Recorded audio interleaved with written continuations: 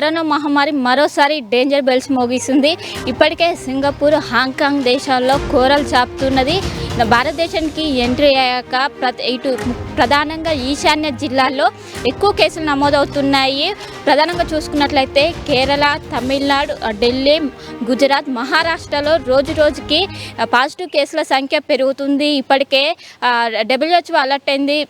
ప్రతి ఒక్కరు కూడా జాగ్రత్తగా ఉండాలి. ఇప్పటికే అన్ని రాష్ట్ర ప్రభుత్వాలకు కూడా ఆదేశాలు జారీ చేశారు. అటు ICMR సైతం అలర్ట్ అయ్యి ఖచ్చితంగా రాష్ట్ర ప్రభుత్వాలు దీనిపైన దృష్టి సారించాలంటూ కూడా చెప్పుకుంటూ వచ్చింది. కానీ నిన్న ఒక్కరోజే దేశవ్యాప్తంగా కేవలం కోవిడ్తో 9 మంది మృతి చెందినట్లు అఫీషియల్గా ప్రకటించారు. దీంతో ఒక్కసారిగా అందరూ భయాందోళనకు గురవుతున్నారు. ఒకవైపు ఈ కేసుల సంఖ్య పెరుగుతున్నప్పటికీ వైద్యులు మాత్రం దీన్ని ఇది ఎక్కువగా విస్తరించదు, దీనివల్ల ఎక్కువగా ఉండదు, గతంలో చూసినటువంటి వేరియంట్స్ కన్నా ఇది చాలా వీక్గా ఉందని ఒకవైపు అటు వైద్యులు చెప్తున్నప్పటికీ రోజు రోజుకి మరణాల సంఖ్య పెరుగుతుండడంతో ప్రతి ఒక్కరిలో కూడా ఒక ఆందోళన, ఒక భయాందోళన కూడా గురవుతున్న పరిస్థితి కనిపిస్తుంది.